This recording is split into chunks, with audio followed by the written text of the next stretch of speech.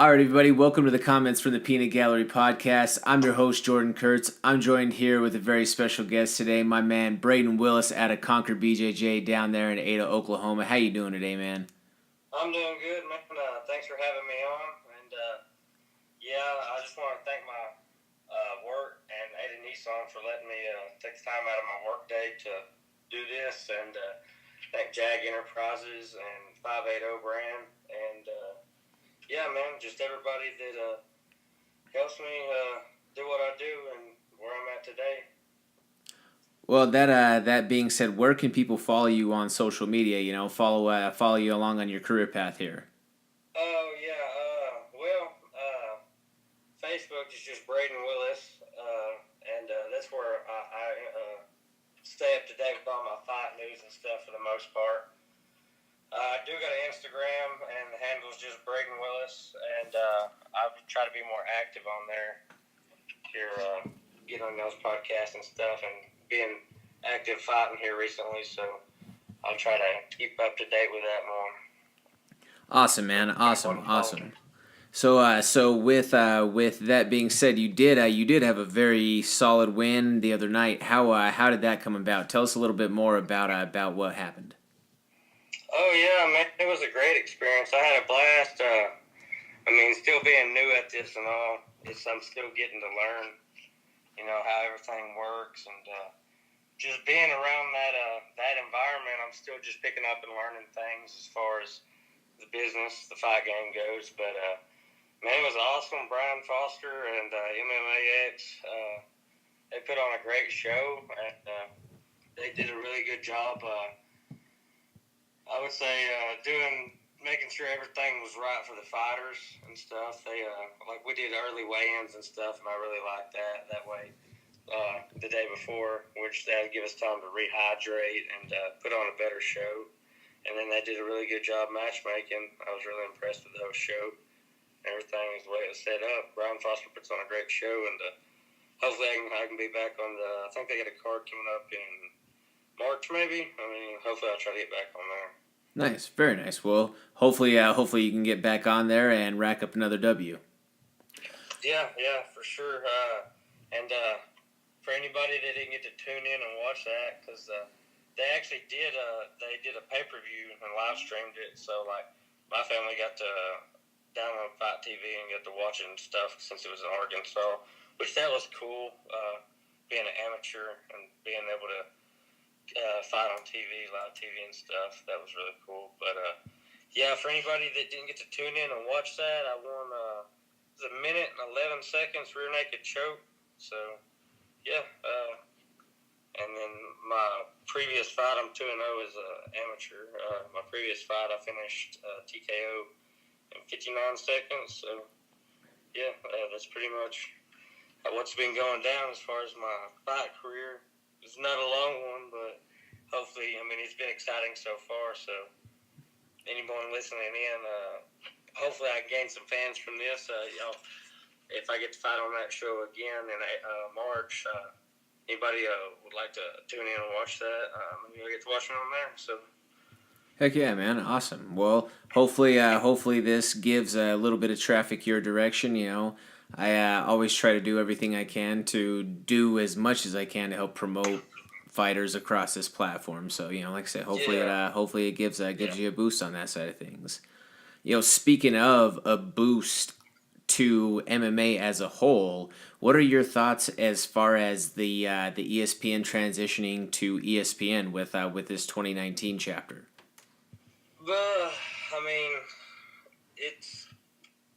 I don't know. I like the way it was set up, but I think it's good for business, honestly.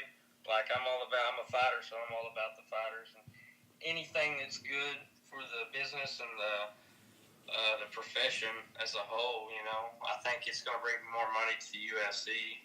So, they're a business, and I think if they converted to ESPN, then it was a good business decision to bring more money to the sport. So, I guess I'm all in for it.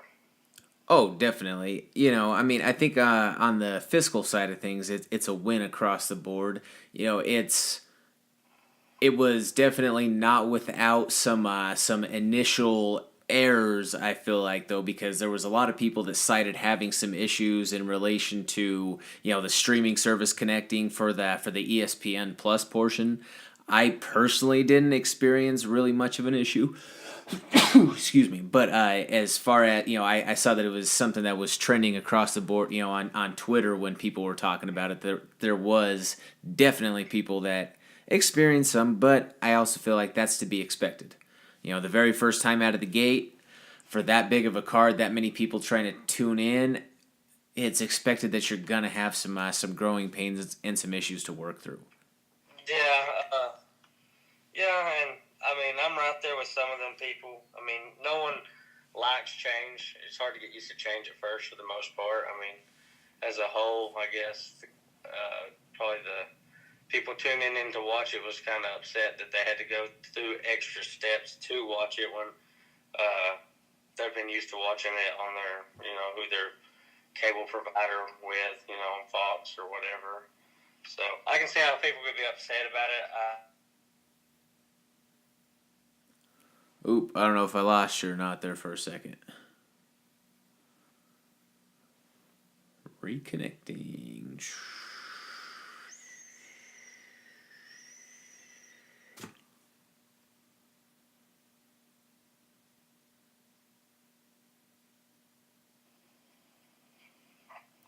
Got you back, I think. You got me? Yeah, I got you back. Okay. All right, man. Where'd you lose me at? I was talking and realized you'd lost me. Well, so you're starting to talk about how some people like being able just to are averse to the change of having to go through extra steps. Are used to just a regular provider. I mean, I didn't actually tune in for this one. I usually do tune in for all the UFC events, but I just instead of going through the steps and procedures to get it, I don't think it's like a big hassle. I just didn't do it, but I think people. I mean, maybe for the casual fans that are not hardcore fans, the people that are going to gripe and kind of throw a fit about it, but the hardcore fans, I feel like if they're that hardcore, then they'll transition to it and it ain't going to be a big deal. I do, though, I think as far as the UFC taking steps to their commentators, they were getting rid of John Anik and stuff like that and pushing more MMA fighters to be to do their broadcasting and stuff. I feel like if they're going to transition to ESPN instead of having Stephen A, who I don't care to listen to talk for the most part, anyways, but he don't have the knowledge as far as most people that have been as like John Anik. He knows more about it than. Well, Anik was still cage side. Anik was cage side with DC. Can you hear me? Yeah, Anik was cage side with DC. Anik was still doing play by play, but they did have Stephen A. They're going to get rid of him at the end of or coming up pretty soon, I believe. I'm not for sure, but I would like to see if they're going to transition to ESPN still to have the more fighter orientated broadcasting. More fighters that have a broad knowledge of the sport to be speaking as well, not just ESPN's commentators, I guess I should say. Oh, yeah, no, I agree. Stephen A. was absolutely awful. I mean, hey, you know what? Give the dude his due and respect for whatever he does, within his respective fields. People can have their opinion about him there, but MMA was not his place. He stuck out like a sore thumb in the broadcast. You could totally tell that it was a bad chemistry, just a bad synergy between him and DC and Anik when they were there. You could see the reception just from the nonverbal cues of the feedback from DC and Anik, that it was just not a good mix. I mean, he didn't know what he was talking about. There was just it was not a good fit. So hopefully, for the sake of his credibility and for the sake of ESPN's production quality, they don't continue to keep Stephen A. Smith on as an analyst for UFC events. That's really as best as I can put it. I didn't mean to cut you off, but like I said, I mean, don't think it's just Stephen A. I think any ESPN announcer with it being new to their broadcasting, I think that any of their people that they would assign to announce a fight or something like that would still struggle to do it. That's why I believe that ESPN should also go with the fighters to do their announcing as well. No, I agree. I think that they should for the majority of the cards, because the thing is that you can't keep the same ones for every single card simply because there's too many events. There's 40 some plus cards throughout the year, I believe. There's no way that you can have 100% consistency of that cast. There's no chance that you could do that. Not with the travel schedule, not with what that entails. But I think that if you have a solid rotation of guys, for your bigger pay-per-views, only, Joe only does a few per year, but then on those one, you're going to have a mix of some DCs, some Dominic Cruz. I like seeing Anik in that mix. That's all a good mix between those guys for some of the European cards where they have guys like Dan Hardy. He does a very good job. Definitely can't say anything bad about what he brings to the table. But I agree with you. No, they need to, in that respect, I think need to keep the same model. That's just me though. Yeah. And I mean, I like Anik and I like Rogan and all them too, so I think it's also good to throw personalities in the mix, not just have fighters. Because I really enjoy listening to them speak as well, too. So I think that it was a miss that they let go of Jimmy Smith personally, but that's just my personal opinion. I'm a big fan of Jimmy Smith. I think that he brings a lot to the table. The only thing that I can maybe see from their side of things is there's not. I mean, unfortunately, he's so good and so alike with Joe Rogan that they can't differentiate him. That's the only thing that I can possibly think is that he's too like Joe. Yeah, like I think that they definitely, for sure, it's a great thing to have, like I said, personalities, guys that make their living in front of the mic, to go right along with someone's knowledge like DC. I think that's great to have like him and Anik side by side because it really balances out the broadcasting and it's just that's what I like to hear. As far as instead of having someone that's just there to, like kind of Stephen A. I felt like he was there just to talk it up and really promote it, just to try to bring in more money or something, to have a bigger voice there, instead of having like a fighter that don't make his living in front of the mic or something. Right. No, well, and I mean, from ESPN's standpoint, I could understand that they're trying to have some of their big personalities there for their first major broadcasting event of the sport. I get it from their side of things, and I'm not going to completely knock it on that side to say that, you know what, you have to try things, you have to take risks. You tried it didn't work, so now that you see that it didn't work, what are you going to do about it? What are you going to do to make an adjustment once you go back to the drawing board so that you don't replicate that same sort of mistake, if you will? Yeah, exactly. Did you tune in and watch the fights this weekend? I guess you did. Yes, sir. Yep. I was loaded. I'm immersed in this world, man. I watch fights pretty much all the time. From LFA all weekend on Friday night to the UFC on Saturday. Just keep it up across the board, everything to I got in the Pacquiao Broner card, which Adrian Broner is a complete clown at this point, but that's neither here nor that's a complete separate conversation, Yeah. What was your thoughts on the TJ and Cejudo fight? Did you think that there was an early stoppage there or anything like he was complaining about? Personally, I don't think that I think that they, with it being a championship fight, that it might have gotten called a little bit early. However, after going back and looking at it a few different times, going back and just seeing sequence by sequence about, and looking at it frame by frame when TJ gets hit and goes down, especially the last time, right before it gets called. I mean, he goes down and he goes down, hits his face on the canvas without bracing himself with his hands. It looks like for that split second that he's out. So, I Yeah. mean, it's either you call it right there where it looks like he's taken the hit a couple of times and that he's done. You make that judgment call right there, or you let it continue and he takes maybe another 10, 15, 20, solid shots that he was probably going to get finished anyway. You know what I mean? But yeah, Yeah. it might have been a little bit premature. I mean, I think you're gonna have fighters that disagree and agree, especially when it's them. So I think he was going to be upset and maybe protested if it had been, even if it went a little longer. Anyways, that's just the heart of the fighter. They don't ever want to be taken out of the fight.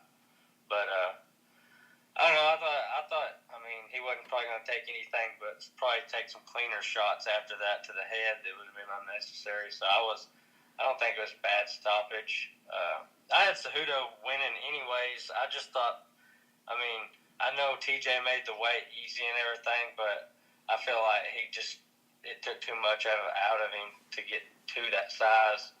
I just had Cejudo winning. When I seen him at weigh-ins, I thought, like, Cejudo looked bigger and stronger. Even at the night of the fights, I thought TJ still looked like, he looked more like he does it when he cuts to 35 at his weigh-ins. Like, he still looked maybe just malnourished, like he'd cut too much muscle to get down that small. So I just didn't see him out wrestling Cejudo or being able to wrestle with Cejudo. I feel like Cejudo would have took him down. So hopefully, if we get to see it again, I would hope that they would do it at 35. I think that would be a lot cooler. It'd probably be a better fight. I mean, obviously you didn't get to see the fight, but I think it would have been a better matchup at 35 anyways. Well, you brought up a great point because Henry was thicker than a Snickers bar when he came into there at that point. I mean, he was stacked as you can get at 125. Yeah, he looked very strong. Very, very strong. And the big question was that I posed across was for TJ, was it a situation of did he cut too much water? And maybe you mentioned the muscle mass, which is definitely something to be noted because he pretty much in camp, over the course of that 12 weeks of coming down, they said that he took his baseline weight down to about 135 so that it would be an easy cut to get to 25. Yeah. Now, that being said, at that point, did he just deplete his system and, pull so much water off the brain at that point to where, even with the shove, I mean, call it for what you want. Some people want to say that he got caught up on his own feet, whatever. That just looked like, like a Marshawn Lynch, stiff arm little boy get off of me sort of push when he put him down. Yeah. That was at the point where I was like, oh man, Henry is gonna fucking finish him. Like this is not gonna be good. Yeah. Yeah. I mean, I think I feel you there. That's what I was saying. Like you said, he took his baseline weight down to like 135. I was thinking the night of the fight, he looked about 135, and he looked like he did at his normal weigh-ins for a 35 fight, and I didn't feel like that was healthy for him. I think everybody's got, as a fighter's got a specific weight that their body's just perfect at, even if that is maybe with a little bit of fat on them or, being lean as they can get. People's bodies just different, but I didn't feel like he definitely wasn't at his best, and I don't think it was a good weight move for him. I think they should go back up to 35 and rerun it. I think that would be a very cool fight. But I do think it was good that Cejudo won the fight, especially since they was talking about, closing out the 25 division and stuff in the UFC. So I think it was kind of a clutch win for that division that Cejudo did pull off that win. Absolutely. I've got a lot of buddies who are flyweights and who are in the 125 division who were really rallying and hoping that Henry pulled this off because that is what gives the greatest chance of keeping their UFC hopes and dreams alive.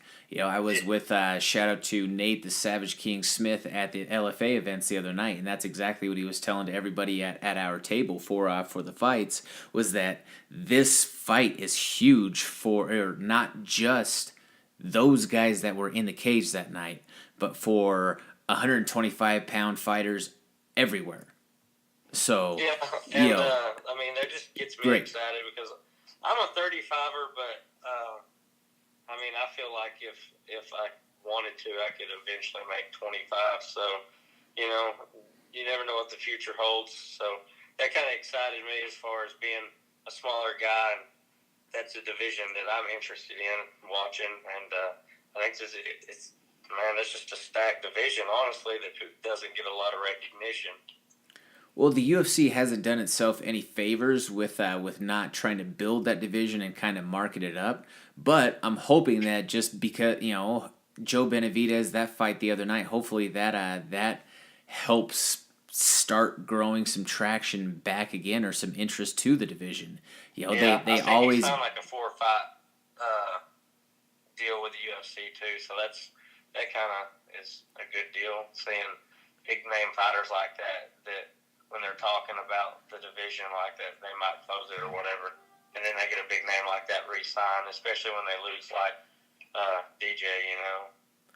right. It's just it's an unfortunate situation though because they did let go of some pretty good talent. Otherwise, like there were guys like Shorty Torres and that sort that ended up getting let go throughout the midst of the speculation that they're cutting the division. So, I like I say, I hope that they keep the division, and I would like to see them run it back at 35. I want to see Henry see if he can be a double champ himself, because now that's my question is what kind of edge overall mentally, never mind physically, once they bump up the weight, because Henry would make 35, that's no problem. Yeah. He has that wrestler's cut mentality, so him making 25 is no big deal. He's bigger than a lot of guys at 35 anyway, naturally. Yeah. But I would like to see them go back to 35, and just the fact of the matter of Henry is still very green overall. If you're talking about within a linear sense, the span of his MMA career, he's only been doing striking training for a small amount of time in relation to what most are at this point where they're at in their career. Especially him being a world champion. He's a dude who for sure. I got to see him. I can't remember what card exactly, but I got to watch him in Dallas at a UFC card down there, and he was newer and coming up. He was still making a name for himself, but I got to watch him when he's coming up. So I've been a fan of him for sure, and he's definitely still green. He's just done a really great job taking what he's knowing as far as his wrestling and adjusting to the sport. Oh yeah, absolutely. I mean, he's trying to, make a case for being one of the best combat sports athletes of all time. And with what he's been able to do so far, he's definitely putting himself in a pretty compelling position to be in a place for that title. If he can go up to 35 and beat TJ again, then, he's really kind of putting himself in some elite level company, because if he beat DJ, who is highly touted as the best pound for pound martial artist of all time. So if he does that, then he goes and he beats TJ, who a lot of people have given the moniker of one of the most complete mixed martial artist fighters of all time, and who was a world champion himself.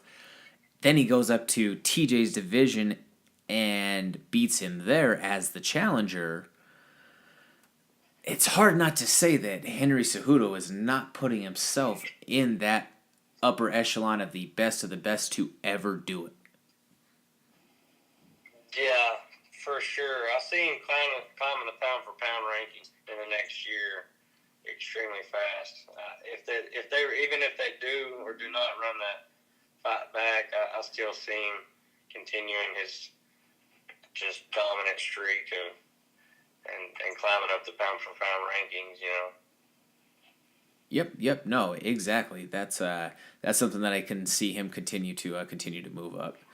So, man, I got a question for you as far as the cut process goes. What is the hardest thing for you to give up while you're in cut mode? What is the worst food for you to give up? Man, honestly, I'm not the pickiest eater in the world, so I don't have anything that's like, I can't absolutely do without, or it just kills me to cut out. But I do get tired of eating the same stuff. I really do. Just the repetition of the same meals over and over really irritates me. But actually, this last fight, I was going to do it 45, which is not a big cut for me because I make 35. And then my guy pulled out, and the only guy that I could find to replace was a 55er. So this last fight, I didn't even have to cut, which I was like so happy about, and I felt great stepping in the cage with not having to cut any weight because the fight was at 55, and I weighed in at like 152 or something like that. So I didn't have to cut any weight. I come in just eating healthy. I didn't just gorge myself when I found out I didn't have to cut weight. I stuck to eating whole foods and eating kind of healthy. So I didn't really have to deal with that this time too. Well, that's good then. Don't have to really go through too much of the hangry stage then with not the major cut. No, next fight though, I'm going back to 45 or 35. But yeah, man, the food. Honestly though, to answer your question, the food is not what really gets me. It's the repetition of eating the same foods, and then the water. The water stuff. Like once you start cutting out water, because I do a water load and stuff, you're like, after you drink a couple gallons, you're just sick of it. But then as soon as you cut it back, you just want a little bit of water, a drop of water, anything, them couple days right there where you can only drink a certain amount of water, and that gets pretty rough, especially the night before, because it's usually hard to sleep. I have trouble sleeping anyways, laying there just thinking about getting a drink or something. That's the roughest part. Can understand that at least for sure. Having those little craving points, not being able to hydrate has to be a pain in the ass. Yeah, the rough part is that usually on my last training session before I weigh in, I drink. Give me, I don't know how many ounces of water. My coach gives me a certain amount of water I can drink. But my last training session, I'll have that amount of water with me in a cup that's got it all measured out, or a gallon that's got it like a gallon jug. It's got how many ounces or whatever I can drink. And it's kind of nerve-wracking sipping it down to where, like, you've only got one or two drinks left, and I'm fixing to go to bed, but I'm not going to sleep. I'm just going to lay there and be thirsty. That's kind of a rough part for me. I bet. I can't say from any sort of experience standpoint. I can only just put myself in your shoes and imagine on that. So did you happen to catch any of the NFL Championship Sunday action yesterday? Oh man, yeah. I didn't get to. I had a buddy. He's having a baby girl. They did their gender reveal party yesterday, so I missed the Saints game, Saints-Rams game. I seen the end, the controversy at the end, but I got to watch all the Chiefs versus Brady. So that was a very exciting, on the edge of your seat game. I was rooting for the Kansas City Chiefs, but man, it's hard to deny Brady how great he is. There's no doubt he's the GOAT. So fuck that guy. I can't stand Tom Brady. I'm not going to deny that he's got greatness in him, but fuck him. I can't stand Tom Brady. Yeah, man. I'm not a Brady fan, but I'm not a hater. I ain't gonna hate on him, but I didn't want him to pull off the win yesterday. I was rooting for Mahomes. Yeah, that was one that was like, what is the lesser of two evils? As a Broncos fan and as an AFC West guy, I have a hard time rooting for another AFC West team, but at the same time, be also being a Peyton fan for all those years. It was like Brady was the rival. That's like if you like North Carolina, you can't like Duke. If you like Yeah. you know what I mean. If you like the Yankees, you can't like the Red Sox. You like Peyton, you're not a Brady guy, sort of situation. So I've never been a fan of Tom Brady. I respect the dude overall, but God damn it, do I fucking hate Tom Brady just in general, and especially his video that he put up today. Stupid little video of him and Gronk with the Bad Boys video. That did make me mad. I was like, man, come on now. Yeah, well, and it's just like it, Like, I his understand they're stupid happy little and stuff, smile, man. looking like a little. It made me a little salty, especially rooting for the Chiefs. I was like, oh shit. Yeah, the stupid little fucking smile that he had in there too. It was like, God, I can't stand it. Man, they had the game. The Chiefs had the game 1-2. What's his name? I didn't even think of him. What his name is? Lined up off sides. Just ruined it for him, man. It sucks. Yeah, and then people wanted to made a big deal or a big issue out of the pass or roughing the passer call in the Patriots game. The thing is that the hand was close to his head, neck area. In the modern day of the NFL, you just have to know that anything close to the quarterback's head and neck area, especially the NFL's golden boy, Tom Brady, is going to draw a penalty. Whether or not it's something that was a hard hit or not, but I shit. hate to see that. It sucks that that's what it's turning into, but man, anybody that bitches about that, you can always say, hey, you could be a fucking Saints fan, because that pass interference call that didn't get called at the end of that game was just ridiculous. Oh my God, was that terrible? How like that was in front of two zebras. That was in front of two of them. There was I thought they two. could rerun it back and do an instant replay and call it off that, call the penalty off that. I'm not for sure the rule said on that, but man, like they didn't like. That was ridiculous.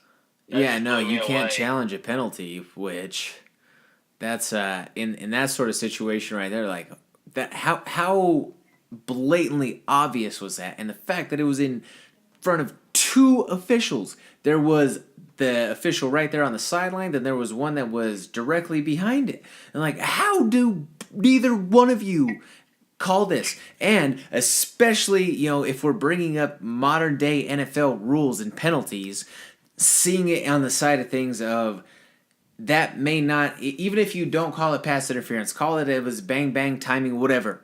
But that was definitely within the realm of it being targeting, being that he hit him up top. That wasn't something that you see that routinely, that was saying that you hit a defenseless receiver, because the defender didn't even turn around and look. He didn't even try to find the ball. He just was on kill mode directly from the go. Yeah, that I don't know. That was some terrible officiating. I'm just happy I'm not a Saints fan. I can say that. I would still be salty. I probably wouldn't even speak on the matter if I was a Saints fan. I'd be that salty.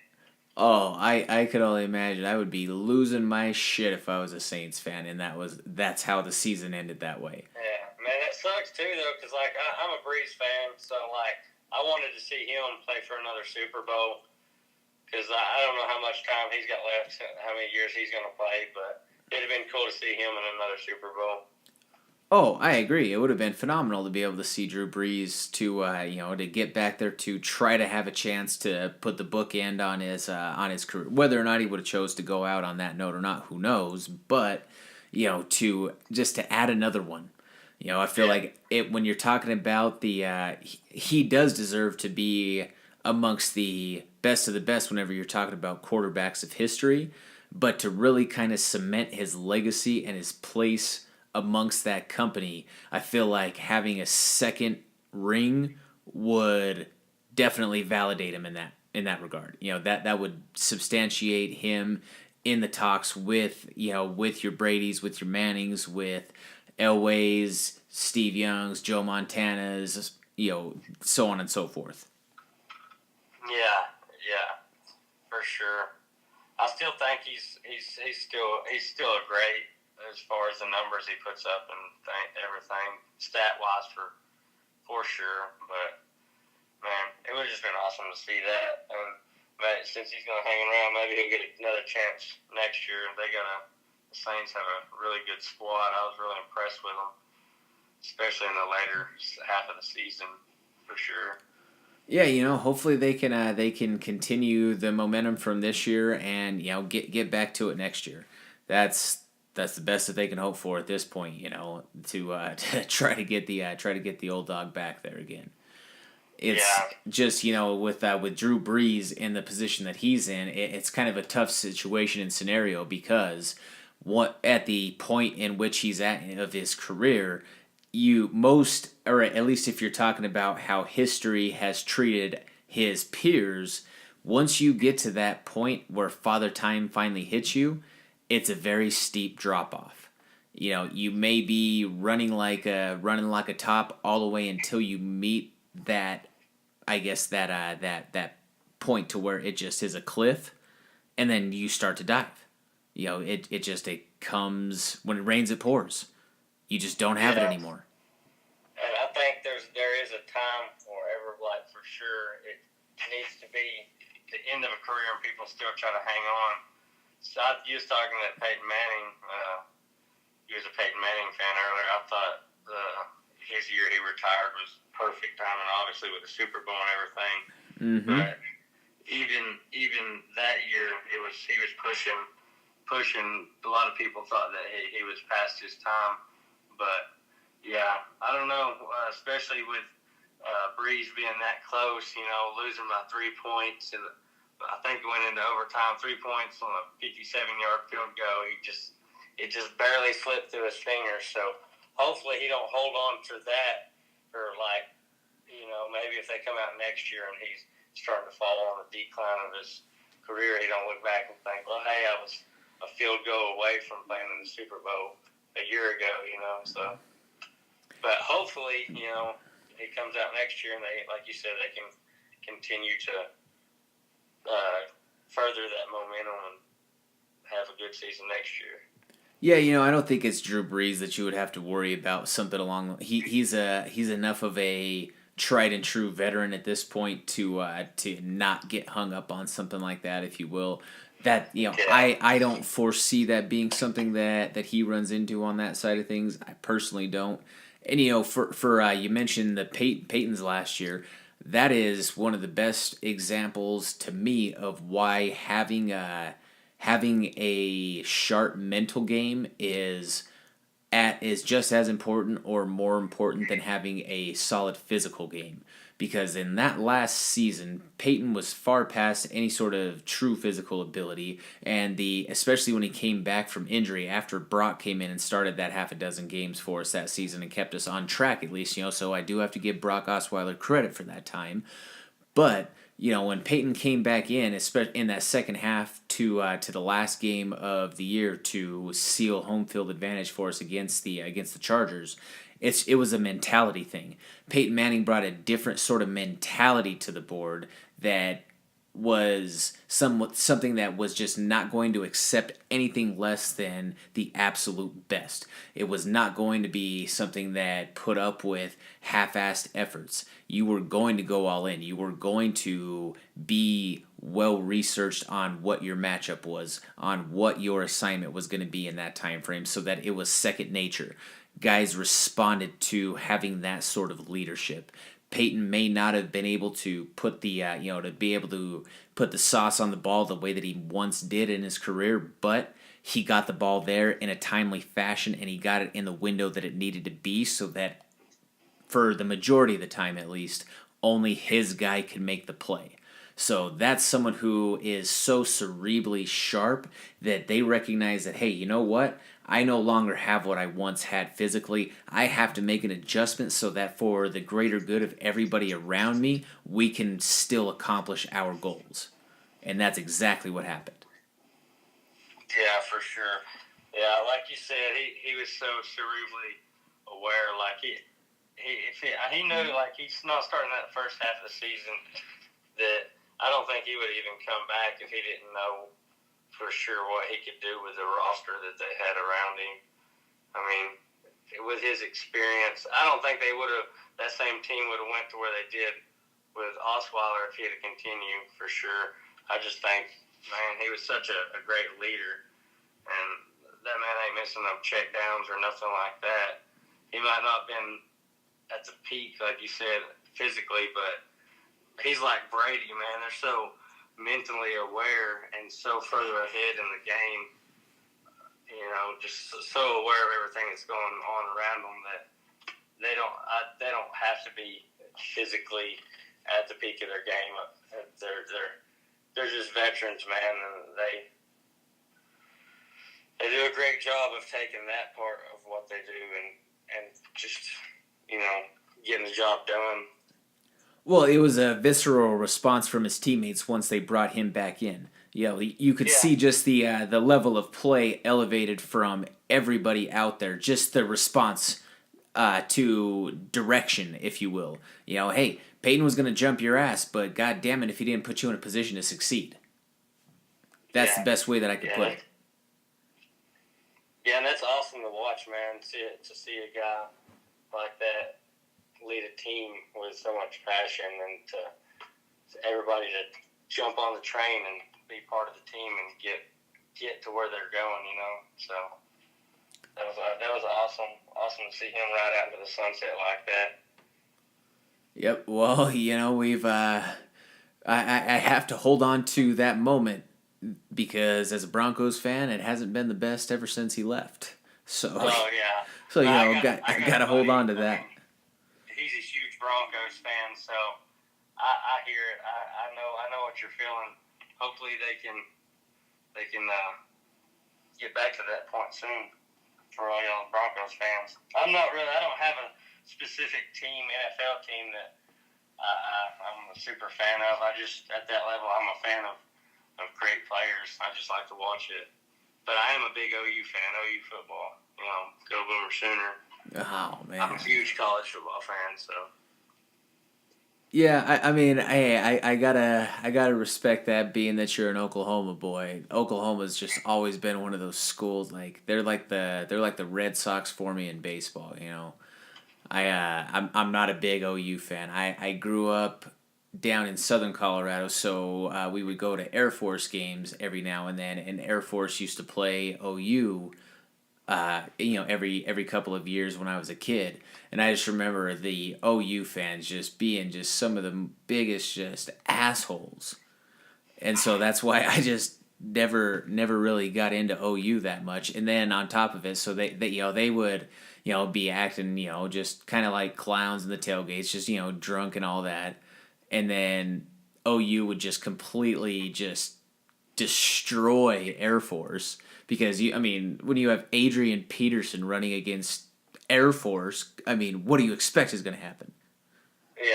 You know what I mean? When you had, what was his name? Quentin... Quentin Griffin? Yeah, Quentin Griffin, who was with the Broncos then for a little bit. And then, what was it? Jason White, the year that he was a Heisman guy. I'm pretty sure that they came through Air Force.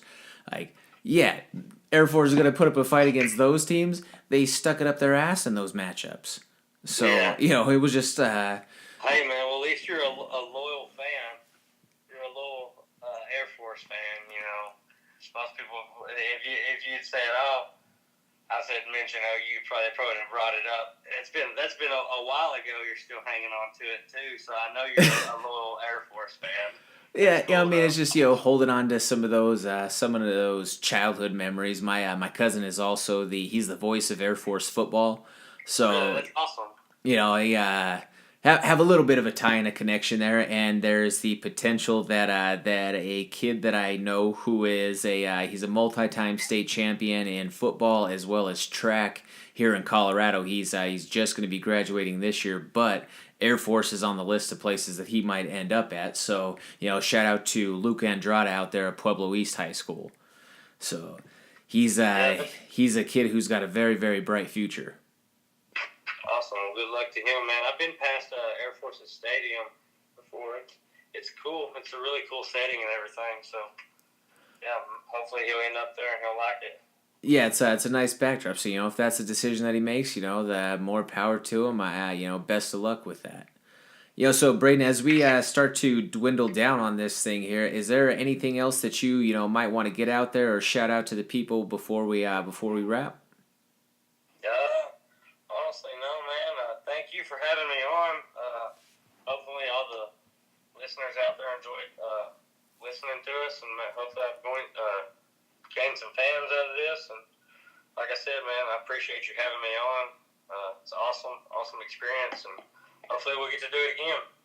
Absolutely, man. We'll definitely get after it sometime in the near future here. So, like I say, just want to thank everybody out there who's been following along. This is just past the 1 year mark for the comments for the Peanut Gallery Project. So thank you all out there who have been liking, sharing, retweeting, posting, everything across the board. Anybody who's picked up merchandise along the way or throwing shout outs and mentions to us. Thank you so much. Want to throw a shout out to Factory X, shout out to Conquer BJJ. Thank you guys for everything that you've done and all of your support for me here with everything that I've been able to do. Shout out to ASTR Sports as well as Iridium Sports Agency, Lion League Music, and Beyond Bridges. This is Comments from the Peanut Gallery, signing out.